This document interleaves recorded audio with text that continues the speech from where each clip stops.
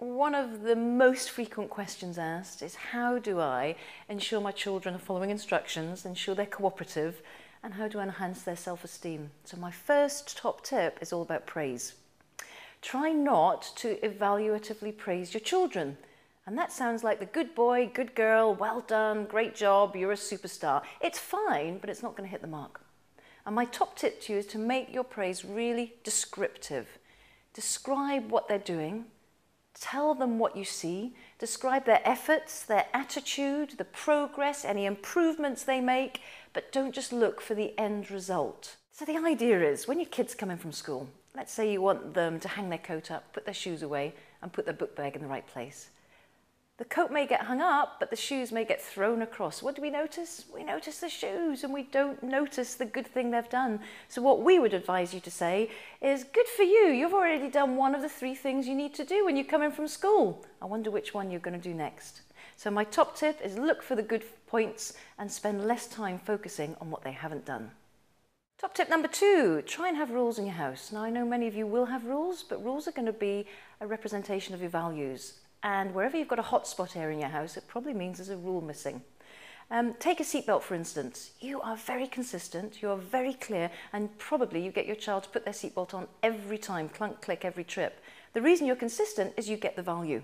The reason in many areas of our life where we're not consistent is we don't quite get the value. So if your child needs to brush their teeth before story time and bed, just make that a clear and consistent rule. And with any rule, have a reward and a consequence. The reward is, if a child delays brushing their teeth, they may get less story time. It's as simple as that. So we deliver consequences that are relevant and meaningful, and we don't involve any punishment as such.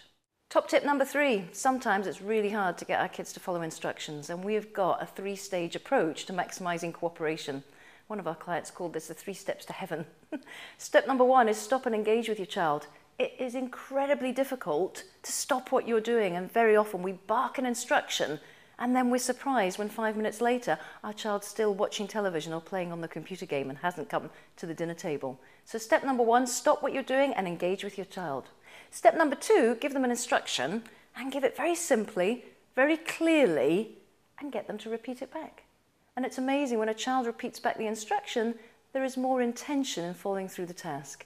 And step 3, I would wait in their space, because when you give the instruction and move away, you can bet that on many occasions the child won't carry out what's instructed of them.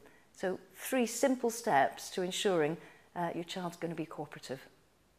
Top tip number 4, many parents find they have different parenting styles. That's normal, that's natural, and yet what we don't want is for a pendulum to swing too much. So we don't want one parent having authoritarian, disciplinarian, wanting their children to be obedient, and another parent kind of having a very permissive style of parenting. So what we try and do is bring the pendulum in the middle. In order to come into the middle, you need some sort of united front. So whatever you're doing at home in terms of parenting, for goodness sake, try and sit down with whoever is helping you look after the children. Try and agree a strategy so that one parent's not teaching football during the week and another one comes in at the weekend and says, actually, we're playing lacrosse and the rules are completely different. Different parenting styles, that's okay, but try and find some middle ground.